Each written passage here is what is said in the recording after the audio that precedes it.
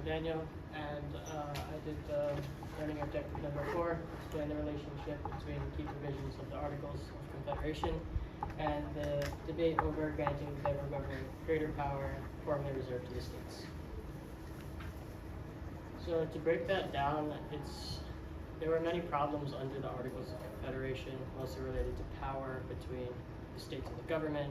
The states had too much power, the government didn't have enough to carry out its duty as a government. And for my quote, I have a quote from James Madison in Federalist number 45.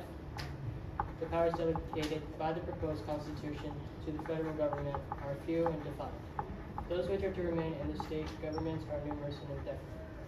So what it's basically saying is that under the Constitution, which James Madison is backing up with this quote, the federal government will, of course, get more powers from the states, reserved powers, in order to carry out its necessary duties. And the states will, of course, keep most of their powers, and it will be open to change, so they won't be limited. That was a big thing that anti-federalists agreed with. And this led to many debates between Federalists and anti-federalists during the late 1780s, when the ratification of the Constitution was in debate. The picture defines federalism, the fundamental belief that there's a balance of power between state and federal government.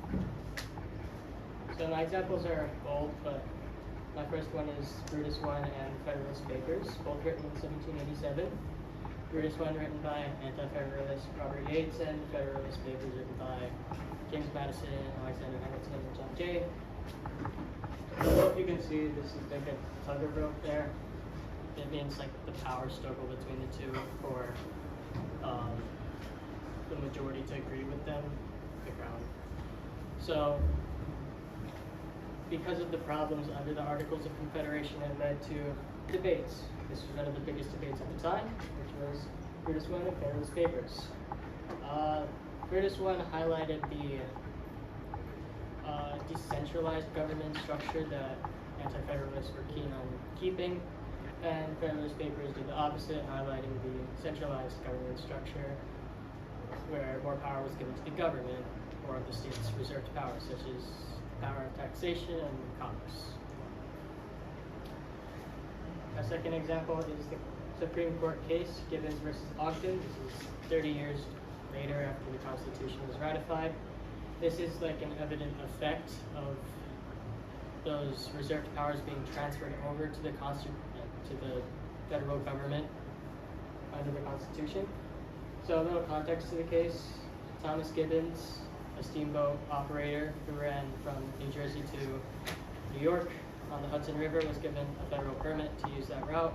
And Aaron Ogden, another steamboat operator, was given a state monopoly on that exact same route, and they got in a dispute, and the case eventually went to the Supreme Court. So in the picture, this is Gibbons. He's backed by the federal government, and Ogden is backed by the state of New York. That's their flag. And eventually the case leaned in favor of Gibbons, who was backed by the federal government, because under the Commerce Clause, the federal government had jurisdiction over this case. So Gibbons eventually won, and this is just future evident proof that powers of commerce, which were originally owned by the states, was transferred over to the government so they could carry out duties. And my conclusion is that fundamentally the transfer of reserved powers the debate caused by the problems under the Articles of Confederation.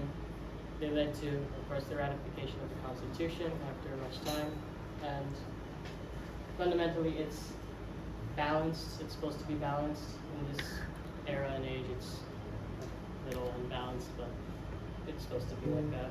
States and government are supposed to have somewhat fair equal powers. And my question is, if the ratification of the Constitution had been denied and the states retained their reserve powers under the Articles of Confederation, what would the United States look like today? how would non-voting rights be affected? So in the 240 years of the Constitution being ratified, if that was not ratified and was just the Articles of Confederation, what would today look like? And this is